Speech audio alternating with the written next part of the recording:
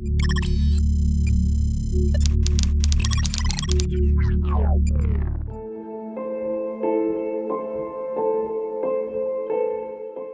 दिन मेरे भतीजे के गले में बोतल का ढक्कन फंस गया।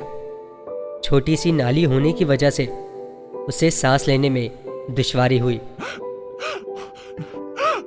मैं भागा भागा कमरे से निकला और उसके गले में उंगली डालकर और जोर लगाकर उसके गले से ढक्कन निकाला। ढक्कन के रगड़ खाने की वजह से उसे तकलीफ पहुंची और वो ज़ोर ज़ोर से रोने लग गया और बहुत देर तक रोता रहा। इस वाक़े के बाद वो मेरी गोद में कभी नहीं आया। मुझे देखकर वो रोने लग जाता है कि इस बंदे की वजह से मुझे तकलीफ़ पहुंची थी। उसे वो आर्जी तकलीफ़ का अंदाज़ा है, मगर उससे जो फ़ायदा उसे पहुंचा वो बेचारा इससे लाइल्म है। ऐसा ही हाल हमारा भी है।